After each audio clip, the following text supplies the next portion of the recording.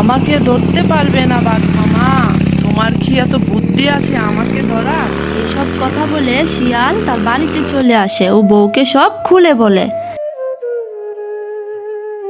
জঙ্গলে বাস করত এক বাঘ। বাঘের ছিল অনেক শক্তি। বাঘ তার শক্তি দিয়ে জঙ্গলের সকল পশু পাখিকে চুপ করিয়ে রাখত। বাঘের একটি কাঁঠাল গাছ ছিল। বাঘ সেই কাঁঠাল গাছ থেকে কাঁঠাল পেড়ে একা একাই খেত। জঙ্গলের কোনো পশু পাখিকে খেতে দিত না।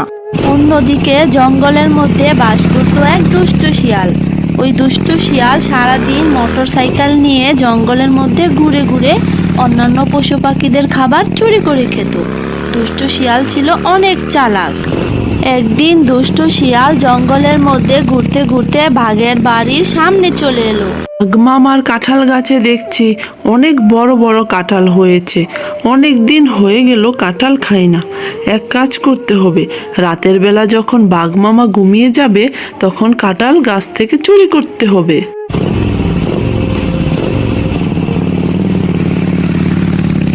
এইসব কথা বলে শিয়াল তার বাড়ির মধ্যে চলে এলো। বাড়ি এসে শিয়াল তার বউকে বলে, জানো বউ, আজকে কাঁঠালের সন্ধান পেয়েছি। বাঘ মামার গাছে অনেক বড় বড় কাঁঠাল হয়েছে, খেতে অনেক সুস্বাদু হবে। আমি আজ রাতেই কাঁঠাল চুরি করে নিয়ে আসবো, আমরা দুজনে একসাথে খাবো। ওগো, কি বলছো এসব? কাঁঠাল খাবো সে তো ভালো কথা, কিন্তু সেটা যদি বাঘ মামার গাছ হয় তাহলে তো সেটা মহা বিপদ। তুমি কি পারবে বাঘ মামার গাছ থেকে কাঁঠাল চুরি করতে? বাঘ মামা যদি একবার টের পায় তুমি কাঁঠাল চুরি করেছো তাহলে তোমার রক্ষে নেই। আমি তোমাকে হারাতে পারবো না। দূর বউ, এত চিন্তা করো না তো। আমি ঠিকই বাঘ মামার গাছ থেকে কাঁঠাল চুরি করে নিয়ে আসবো।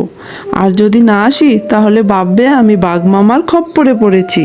শিয়াল তার বউর সাথে কথা শেষ করে রাতের বেলা গেল বাঘের গাছ থেকে কাঁঠাল চুরি করতে। তারপর শিয়াল বাঘের গাছ থেকে কাঁঠাল চুরি করে বাড়িতে নিয়ে আসে। বউ, ও বউ, কোথায় গেলে? তাড়াতাড়ি আসো, দেখো কি নিয়ে এসেছি। দেখো বউ, আমি কত সাহসী। বাঘ মামার গাছ থেকে কাঁঠাল চুরি করে নিয়ে এসেছি। বাঘ মামা টেরও পায়নি। আসো, আমরা দুজনে আজ মজা করে কাঁঠাল খাবো। উমা, এ কি সত্যি তো তুমি বাঘ মামার গাছ থেকে কাঁঠাল নিয়ে এসেছো? কি গো, বাঘ মামা আবার টের পায়নি তো? তোমার কোনো ক্ষতি করবে না তো বাঘ মামা? আমার তো ভীষণ ভয় করছে, যদি বাঘ মামা টের পেয়ে যায় তুমি বাঘ মামার গাছ থেকে কাঁঠাল চুরি করেছো তখন কি হবে? আরে না, তুমি এত চিন্তা করো না তো। বাঘ মামার কি এত বুদ্ধি শুদ্ধি আছে নাকি যে বুঝতে পারবে আমি বাঘ মামার গাছ থেকে কাঁঠাল চুরি করেছি? আসো, আমরা দুজনে আগে কাঁঠাল খেয়ে নেই। পরের দিন সকালবেলা বাঘ ঘুম থেকে উঠে দেখে তার গাছে একটা কাঁঠাল কম। বাঘ তখন রেগে মেগে বলল, এ কি কাণ্ড! আমার গাছে তো 5টি কাঁঠাল ছিল, একটি কাঁঠাল কে নিয়ে গেল?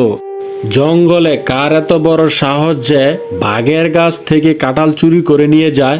কে রাতে পাহারা দিতে হবে, দেখতে হবে কার এত বড় সাহস আমার গাছ থেকে কাঁঠাল চুরি করে।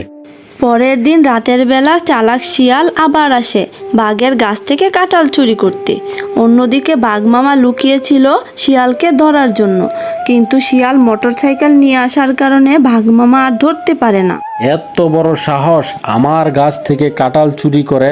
বেটা শিয়াল, ধরতে পারলে তোর খবর আছে। জঙ্গলে এমন কারো সাহস নেই যে বাঘের গাছ থেকে কাঁঠাল চুরি করবে।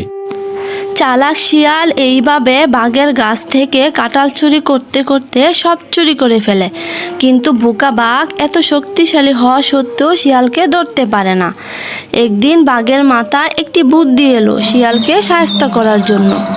একদিন শিয়াল যখন বাঘের বাড়ির সামনে দিয়ে যাচ্ছিল, বাঘ তখন শিয়ালের উপর জাল ফেলে, কিন্তু শিয়াল এতটাই চালাক ছিল যে সে জাল সরিয়ে পালিয়ে যায় আর বলতে থাকে, আমাকে ধরতে পারবে না বাঘ মামা।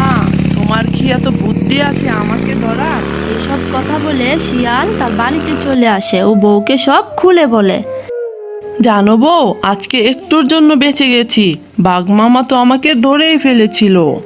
এইভাবেই চালাক শিয়াল জঙ্গলের সকল পশু পাখিদের খাবার চুরি করে খেত। কেউ শিয়ালকে ধরতে পারতো না, এমনকি শক্তিশালী বাঘও না।